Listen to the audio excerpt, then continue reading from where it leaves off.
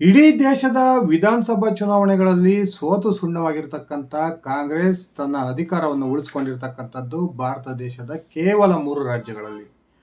ಆ 3 ರಾಜ್ಯಗಳನ್ನು ಕೂಡ ತನ್ನ ಪಕ್ಷದ ಒಂದು ಅಭಿವೃದ್ಧಿಗೆ ATM ಕಾರ್ಡ್ ಮಾಡ್ಕೊಳ್ಬೇಕು ಅನ್ನುವ ಪ್ರಯತ್ನಕ್ಕೆ ಕಾಂಗ್ರೆಸ್ ಹೈಕಮಾಂಡ್ ಕೈ ಹಾಕಿರ್ತಕ್ಕಂಥದ್ದು ಎಲ್ಲರಿಗೂ ಗೊತ್ತಿರುವ ವಿಚಾರ.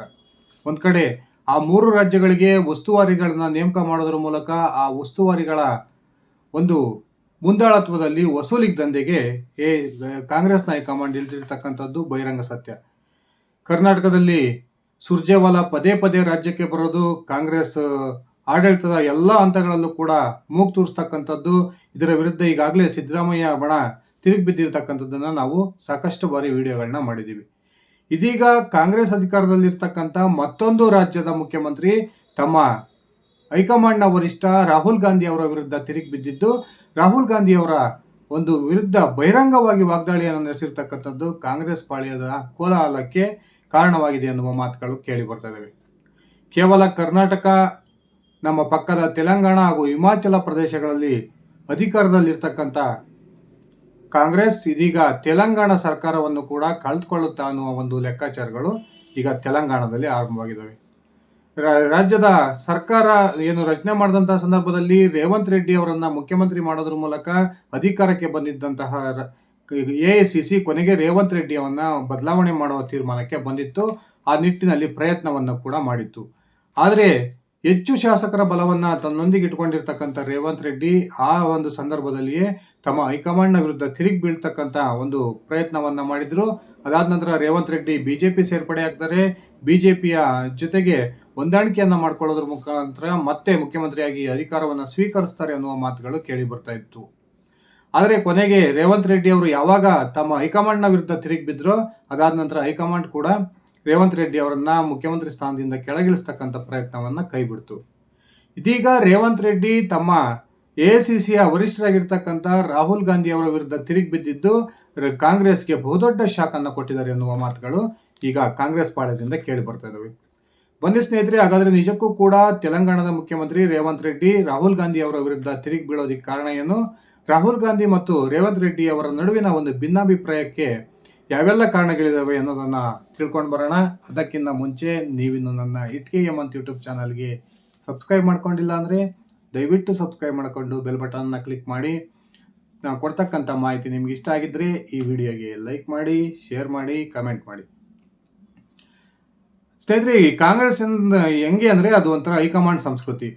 ಯಾವೆಲ್ಲ ರಾಜ್ಯಗಳಲ್ಲಿ ನಮ್ಮ ಕಾಂಗ್ರೆಸ್ ಪಕ್ಷದ ಮುಖ್ಯಮಂತ್ರಿಗಳಿದ್ದಾರೋ ಆ ಮುಖ್ಯಮಂತ್ರಿಗಳು ಹೈಕಮಾಂಡ್ನ ನಾಯಕರು, ಅದರಲ್ಲೂ ಕೂಡ ಗಾಂಧಿ ಕುಟುಂಬದ ನಾಯಕರು ಏನು ಹೇಳ್ತಾರೋ ಆ ಮಾತನ್ನ ಕೇಳಲೇಬೇಕಾದಂತಹ ಒಂದು ಅನಿವಾರ್ಯತೆ. ಈ ಮಾತನ್ನ ಕರ್ನಾಟಕದ ಮುಖ್ಯಮಂತ್ರಿ ಸಿದ್ದರಾಮಯ್ಯ ಚಾಚು ತಪ್ಪದೆ ಪಾಲಿಸ್ತಾ ಇರ್ತಕ್ಕಂಥದ್ದನ್ನು ನಾವು ನೋಡ್ತಾನೆ ಬಂದಿದ್ದೀವಿ. ಈ ರಾಜ್ಯದಲ್ಲಿ ನಿಂತು ಏನೆಲ್ಲ ಒಂದು ದರ್ಪನ್ನ ತೋರಿಸಿದ್ರು ಕೂಡ ಹೈಕಮಾಂಡ್ ನಾಯಕರ ಭೇಟಿಗೆ ಹೋದಂತಹ ಸಂದರ್ಭದಲ್ಲಿ ಸಿದ್ದರಾಮಯ್ಯ ಸಂಪೂರ್ಣವಾಗಿ ನಿಷ್ಫಲರಾಗ್ತಕ್ಕಂಥದ್ದನ್ನು ನಾವು ನೋಡಿದ್ದೀವಿ. ಕಳೆದ ತಿಂಗಳು 5 ಬಾರಿ ತಮ್ಮ ಹೈಕಮಾಂಡ್ ನಾಯಕರ ಭೇಟಿಗೆ ಹೋಗಿದ್ದಂತಹ ಸಿದ್ದರಾಮಯ್ಯನವರಿಗೆ ರಾಹುಲ್ ಗಾಂಧಿ ಭೇಟಿಗೆ ಅವಕಾಶವನ್ನು ಕೊಡದೆ ವಾಪಸ್ ಕಳಿಸಿರ್ತಕ್ಕಂಥದ್ದು ನಿಜಕ್ಕೂ ಕೂಡ ಹೈಕಮಾಂಡ್ ಮಟ್ಟದಲ್ಲಿ ಸಿದ್ದರಾಮಯ್ಯ ಎಷ್ಟು ವೀಕ್ ಅನ್ನೋದನ್ನು ತೋರಿಸುತ್ತೆ. ಇನ್ನೊಂದು ಕಡೆ ತೆಲಂಗಾಣದ ಮುಖ್ಯಮಂತ್ರಿ ಯುವ ಮುಖಂಡನಾಗಿರ್ತಕ್ಕಂಥ ರೇವಂತ್ ರೆಡ್ಡಿ ತಮ್ಮ ಹೈಕಮಾಂಡ್ ನಾಯಕರ ಈ ಸಂಸ್ಕೃತಿಯನ್ನು ಒಪ್ತಾ ಇಲ್ಲ. ಹೈಕಮಾಂಡ್ ತೆಗೆದುಕೊಳ್ತಕ್ಕಂಥ ಪ್ರತಿಯೊಂದು ನಿರ್ಧಾರಕ್ಕೂ ಕೂಡ ವಿರೋಧವನ್ನು ವ್ಯಕ್ತಪಡಿಸ್ತಲೇ ಒಂದು ಸುಭದ್ರ ಸರ್ಕಾರವನ್ನು ಕೊಡ್ತಾ ಇರ್ತಕ್ಕಂಥ ರೇವಂತ್ ರೆಡ್ಡಿ ಇತ್ತೀಚೆಗೆ ರಾಹುಲ್ ಗಾಂಧಿ ಅವರ ವಿರುದ್ಧ ಬಹಿರಂಗವಾಗಿ ವಾಗ್ದಾಳಿಯನ್ನು ನಡೆಸಿರ್ತಕ್ಕಂಥದ್ದು ಒಂದು ರೀತಿ ಕುತೂಹಲಕ್ಕೆ ಕಾರಣ ಆಗಿದೆ. ಸಂಘ ಪರಿವಾರದ ಮೂಲದ ABVPಯ ಒಂದು ಸಖ್ಯದೊಂದಿಗೆ ತಮ್ಮ ರಾಜಕೀಯ ಜೀವನವನ್ನು ಆರಂಭಿಸಿದಂತಹ ರೇವಂತ್ ರೆಡ್ಡಿ ಸಾಕಷ್ಟು ಬಾರಿ ನಾನು RSS ನಿಂದ ಬಂದಂಥವನು ಅನ್ನುವ ಬಹಿರಂಗ ಹೇಳಿಕೆಯನ್ನು ಕೊಡೋದ್ರ ಮೂಲಕ ಕಾಂಗ್ರೆಸ್ಗೆ ಮುಜುಗರವನ್ನು ತಂದಿಟ್ಟಿದ್ರು. ಇದೀಗ ತೆಲಂಗಾಣ ಸರ್ಕಾರದ ಮೇಲೆ ತಮ್ಮ ಹಿಡಿತವನ್ನು ಬಿಗಿಗೊಳಿಸೋ ಪ್ರಯತ್ನಕ್ಕೆ ರಾಹುಲ್ ಗಾಂಧಿ ಕೈ ಹಾಕಿ ಏನು ತೆಲಂಗಾಣದ ರಾಜ್ಯ ಕಾಂಗ್ರೆಸ್ನ ಉಸ್ತುವಾರಿಯಾಗಿರ್ತಕ್ಕಂಥ ಮೀನಾಕ್ಷಿ ನಟರಾಜನ್ ಅವರ ಮೂಲಕ ಆ ಒಂದು ಸರ್ಕಾರದ ಮೇಲೆ ಹಿಡಿತವನ್ನು ಸಾಧಿಸೋ ಪ್ರಯತ್ನವನ್ನು ಮಾಡ್ತಾ ಇದ್ರು.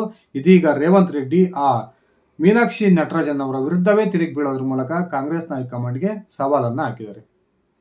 ರಾಹುಲ್ ಗಾಂಧಿ ಇತ್ತೀಚೆಗೆ ಏನು ಮಾಡಿದ್ರು, ಈ ಮೀನಾಕ್ಷಿ ನಟರಾಜನ್ ಅವರ ಮೂಲಕ ಒಂದು ಸಂದೇಶವನ್ನು ಕೊಡ್ತಾರೆ. ನೀವು ಕೇಂದ್ರ ಸರ್ಕಾರದ ವಿರುದ್ಧ ಪಾದಯಾತ್ರೆಯನ್ನ ಇಡೀ ತೆಲಂಗಾಣ ರಾಜ್ಯದಾದ್ಯಂತ ಹಮ್ಮಿಕೊಳ್ಳ್ರಿ ಅನ್ನುವ ಒಂದು ಸೂಚನೆಯನ್ನ ಮೀನಾಕ್ಷಿ ನಟರಾಜನ್ ಅವರಿಗೆ ರಾಹುಲ್ ಗಾಂಧಿ ಕೊಟ್ಬಿಡ್ತಾರೆ. ಇದು ರೇವಂತ್ ರೆಡ್ಡಿ ಅವರ ಗಮನಕ್ಕೆ ಬಂದಿರಲಿಲ್ಲ. ಮೀನಾಕ್ಷಿ ನಟರಾಜನ್ ತೆಲಂಗಾಣಕ್ಕೆ ಹೋಗ್ತಾರೆ. ಇದ್ದಕ್ಕಿದ್ದಂಗೆ ಪ್ರೆಸ್ ಮೀಟ್ ಅನ್ನ ಕರೆಯೋದ್ರ ಮೂಲಕ ಪಾದಯಾತ್ರೆಯ ಒಂದು ದಿನಾಂಕವನ್ನ ಘೋಷಣೆ ಕೂಡ ಮಾಡಿಬಿಡ್ತಾರೆ. ಅದಾದ ನಂತರ ರೇವಂತ್ ರೆಡ್ಡಿ ಮೀನಾಕ್ಷಿ ನಟರಾಜನ್ ಅವರ ವಿರುದ್ಧ ತಿರುಗಿ ಬಿದ್ದು ಯಾವುದೇ ಕಾರಣಕ್ಕೂ ಪಾದಯಾತ್ರೆಯಲ್ಲಿ ನಾನು ಭಾಗವಹಿಸೋದಿಲ್ಲ ಅನ್ನುವ ಒಂದು ವಿರೋಧವನ್ನು ವ್ಯಕ್ತಪಡಿಸ್ತಾರೆ. ಆ ಕಾರಣಕ್ಕೆ ಅನಿವಾರ್ಯವಾಗಿ ಈಗ ಮೀನಾಕ್ಷಿ ನಟರಾಜನ್ ತಾನು ಹಮ್ಮಿಕೊಂಡಿದ್ದಂತಹ ಪಾದಯಾತ್ರೆಯ ದಿನಾಂಕವನ್ನು ಬದಲಾವಣೆ ಮಾಡಿ ಅದನ್ನು ಮುಂದಕ್ಕಾಕಿದರೆ ಸದ್ಯಕ್ಕೆ ಆ ಪಾದಯಾತ್ರೆ ನಡೀತಕ್ಕಂಥ ಸಾಧ್ಯತೆಗಳು ತೀರಾ ಕಡಿಮೆ ಅಂತಾನೆ ಹೇಳಲಾಗ್ತಾ ಇದೆ. ಇನ್ನೊಂದು ಕಡೆ ಏನು ಸರ್ಕಾರ ಗ್ಯಾರಂಟಿ ಯೋಜನೆಗಳ ಅನುಷ್ಠಾನದ ಕಾರಣಕ್ಕೆ ಈಗಾಗಲೇ ದಿವಾಳಿ ಆಗಿದೆ ಅನ್ನೋ ಹೇಳಿಕೆಯನ್ನ ಬಹಿರಂಗವಾಗಿಯೇ ರೇವಂತ್ ರೆಡ್ಡಿ ಅವರು ಕೊಡೋದ್ರ ಮೂಲಕ ನಾನು ಹೆಲಿಕಾಪ್ಟರ್ ಅನ್ನ ಬಳಸೋದನ್ನೇ ಬಿಟ್ಟಿದ್ದೀನಿ, ನಮ್ಮ ಶಾಸಕರಿಗೆ ಅವರ ತಿಂಗಳ ವೇತನವನ್ನ ಕೊಡೋದಕ್ಕೂ ಕೂಡ ನಮ್ಮ ಹತ್ರ ಸಾಕಷ್ಟು ಹಣಕಾಸಿನ ವ್ಯವಸ್ಥೆ ಇಲ್ಲ ಅನ್ನುವ ಹೇಳಿಕೆಯನ್ನು ಕೊಡೋದ್ರ ಮೂಲಕ ಈ ಗ್ಯಾರಂಟಿ ಯೋಜನೆಗಳಿಂದ ರಾಜ್ಯ ತೀರಾ ಆರ್ಥಿಕ ದುಸ್ಥಿತಿಗೆ ಬಂದಿದೆ ಅನ್ನೋದನ್ನ ಬಹಿರಂಗವಾಗಿ ಹೇಳಿಕೆ ಕೊಡ್ತಾ ಇದ್ದಾರೆ. ಇನ್ನೊಂದು ಕಡೆ ರಾಹುಲ್ ಗಾಂಧಿ ಅವರ ವಿರುದ್ಧ ಬಹಿರಂಗ ವಾಗ್ದಾಳಿಯನ್ನು ನಡೆಸಿರ್ತಕ್ಕಂಥ ರೇವಂತ್ ರೆಡ್ಡಿ ಒಬ್ಬ ವ್ಯಕ್ತಿ ತನ್ನ ವಂಶದ ಕಾರಣಕ್ಕೆ, ತನ್ನ ಅಪ್ಪ ಅಮ್ಮ ಹಾಗೂ ಅಜ್ಜಿ ಇದ್ರು ತಾತ ಇದ್ರು ಅನ್ನೋ ಕಾರಣಕ್ಕೆ ಒಂದು ಪಕ್ಷದ ಟಿಕೆಟ್ ಅನ್ನು ತೆಗೆದುಕೊಂಡು ಚುನಾವಣೆ ಸ್ಪರ್ಧೆ ಮಾಡ್ಬೋದು. ಆ ಚುನಾವಣೆಯಲ್ಲಿ ವಂಶದ ಹೆಸರಿಟ್ಕೊಂಡು ಪಕ್ಷದ ಹೆಸರಿಟ್ಕೊಂಡು ಗೆಲುವನ್ನ ಕಾಣ್ಬೋದು. ಆದರೆ ನಾಯಕರಾಗಿ ಹೊರಹೊಮ್ಮಬೇಕು ಅಂದ್ರೆ ಅವರಿಗೆ ಸ್ವಂತ ಬಲ ಇರಬೇಕು ಅನ್ನುವ ಹೇಳಿಕೆಯನ್ನು ಕೊಡೋದ್ರ ಮೂಲಕ ನೇರವಾಗಿ ರಾಹುಲ್ ಗಾಂಧಿಗೆ ಟಾಂಗ್ ಕೊಟ್ಟಿರ್ತಕ್ಕಂಥದ್ದು ಕಾಂಗ್ರೆಸ್ ಪಾಳೆಯದಲ್ಲಿ ಒಂದು ರೀತಿಯ ಮುಜುಗರಕ್ಕೆ ಕಾರಣ ಆಗಿದೆ. ಇನ್ನೊಂದು ಕಡೆ ABVP ಮೂಲದಿಂದ ಬಂದಿರತಕ್ಕಂಥ ರೇವಂತ್ ರೆಡ್ಡಿ ನರೇಂದ್ರ ಮೋದಿ ಅವರ ಕುರಿತು ಪದೇ ಪದೇ ಹೊಗಳಿಕೆಯ ಮಾತನಾಡ್ತಾ ಇರ್ತಕ್ಕಂಥದ್ದು.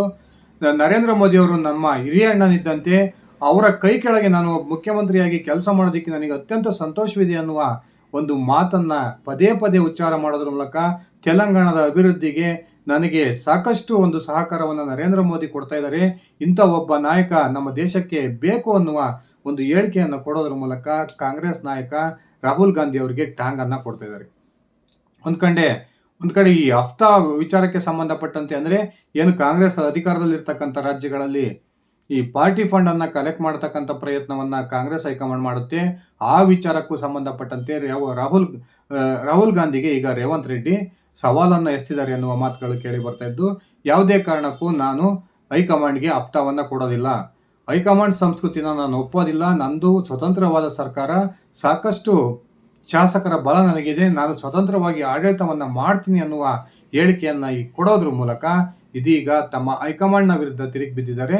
ಈ ಒಂದು ತಿರುಗಿ ಬಿದ್ದಿರ್ತಕ್ಕಂಥ ರೇವಂತ್ ರೆಡ್ಡಿ ಮುಂದಿನ ದಿನಗಳಲ್ಲಿ ಬಹುದೊಡ್ಡ ರಾಜಕೀಯ ನಿರ್ಧಾರವನ್ನು ತೆಗೆದುಕೊಳ್ತಾರೆ ಅನ್ನುವ ಮಾತುಗಳು ಕೇಳಿ ಬರ್ತಾ ಇದ್ದು, ಮತ್ತೊಮ್ಮೆ ಕಾಂಗ್ರೆಸ್ ಹೊಂದಿರತಕ್ಕಂಥ 3 ಸರ್ಕಾರಗಳ ಪೈಕಿ ಬಹುತೇಕ ತೆಲಂಗಾಣದ ಕಾಂಗ್ರೆಸ್ ಸರ್ಕಾರ ಪತನದ ಅಂಚಿಗೆ ಬಂದು ನಿಂತಿದೆ ಅನ್ನುವ ಮಾತುಗಳು ಕೇಳಿ ಬರ್ತಾ ಇದ್ದಾವೆ. ನರೇಂದ್ರ ಮೋದಿ ಅವರೊಂದಿಗೆ ಅತ್ಯುತ್ತಮ ಸಂಬಂಧವನ್ನು ಹೊಂದಿರತಕ್ಕಂಥ ರೇವಂತ್ ರೆಡ್ಡಿ ಪದೇ ಪದೇ ನರೇಂದ್ರ ಮೋದಿ ಅವರನ್ನ ಭೇಟಿ ಆಗ್ತಾರೆ. ತೆಲಂಗಾಣದ ಒಂದು ಅಭಿವೃದ್ಧಿಗೆ ಸಾಕಷ್ಟು ಅಭಿವೃದ್ಧಿ ಅನುದಾನವನ್ನು ತರೋದರಲ್ಲಿ ಯಶಸ್ವಿಯಾಗಿದ್ದಾರೆ ಹಾಗೂ ಪದೇ ಪದೇ ನರೇಂದ್ರ ಮೋದಿ ಅವರನ್ನ ಹೊಗಳೋದ್ರ ಮೂಲಕ ಕಾಂಗ್ರೆಸ್ಗೆ ಮುಜುಗರವನ್ನು ತಂದಿಡ್ತಿದ್ದಾರೆ. ಒಂದ್ ಕಡೆ ಅಲ್ಲಿ ತೆಲಂಗಾಣದ ಪ್ರದೇಶ ಕಾಂಗ್ರೆಸ್ ಕಮಿಟಿ ಅಧ್ಯಕ್ಷರನ್ನ ರಾಜ್ಯದ ಮುಖ್ಯಮಂತ್ರಿ ಮಾಡಬೇಕು ಅನ್ನುವ ಒಂದು ಪ್ರಯತ್ನಕ್ಕೆ ಏನು ಕಾಂಗ್ರೆಸ್ ಹೈಕಮಾಂಡ್ ಕೈ ಹಾಕಿತ್ತು. ಆ ಪ್ರಯತ್ನವನ್ನು ಕೂಡ ಯಶಸ್ವಿ ಆಗದಂತೆ ನೋಡ್ಕೊಂಡಿರ್ತಕ್ಕಂಥವ್ರು ಇದೇ ರೇವಂತ್ ರೆಡ್ಡಿ. ಒಂದು ವೇಳೆ ಬಲವಂತವಾಗಿ ರೇವಂತ್ ರೆಡ್ಡಿ ಅವರನ್ನ ಆ ಮುಖ್ಯಮಂತ್ರಿ ಸ್ಥಾನದಿಂದ ಕೆಳಗಿಳಿಸ್ತಕ್ಕಂಥ ತೀರ್ಮಾನವನ್ನೇನಾದರೂ ಕಾಂಗ್ರೆಸ್ನ ಹೈಕಮಾಂಡ್ ಮಾಡಿದ್ದೆ ಆದರೆ ಅದು ಕಾಂಗ್ರೆಸ್ ಸರ್ಕಾರದ ಒಂದು ಪತನಕ್ಕೆ ಕಾರಣ ಆಗುತ್ತೆ ಅನ್ನುವ ಒಂದು ಸೂಚನೆಗಳು ಕೂಡ ಸಿಗ್ತಾ ಇದ್ದು, ರೇವಂತ್ ರೆಡ್ಡಿ ಈಗಾಗಲೇ ಚಂದ್ರಶೇಖರ್ ರಾವ್ ಮತ್ತೆ ಬಿಜೆಪಿಯ ನಾಯಕರೊಂದಿಗೆ ನಿರಂತರ ಸಂಪರ್ಕವನ್ನು ಇಟ್ಕೊಂಡಿರ್ತಕ್ಕಂಥದ್ದು ಕಾಂಗ್ರೆಸ್ ಪಾಳೆಯಕ್ಕೆ ಬಹುದೊಡ್ಡ ದಿಗ್ಭ್ರಮೆಯನ್ನು ತಂದಿಟ್ಟಿದೆ. ಸ್ನೇಹಿತರೆ, ನಿಮ್ಮ ಅಭಿಪ್ರಾಯದ ಪ್ರಕಾರ ರೇವಂತ್ ರೆಡ್ಡಿ ಮುಂದಿನ ದಿನಗಳಲ್ಲಿ ಬಿಜೆಪಿ ಸೇರ್ತಾರ? ಆ ಮೂಲಕ ದೇಶದಲ್ಲಿರತಕ್ಕಂಥ 3 ಕಾಂಗ್ರೆಸ್ ಸರ್ಕಾರಗಳ ಪೈಕಿ ಒಂದು ಸರ್ಕಾರವನ್ನ ಕಾಂಗ್ರೆಸ್ ಹೈಕಮಾಂಡ್ ಕಳ್ಕೊಳ್ಳುತ್ತಾ? ನಿಮ್ಮ ವೈಯಕ್ತಿಕ ಅಭಿಪ್ರಾಯವನ್ನ ಕಮೆಂಟ್ ಮಾಡಿ. ಇದಿಷ್ಟ ಆಗಿತ್ತು ನನ್ನ ಇವತ್ತಿನ ಈ ವಿಡಿಯೋ.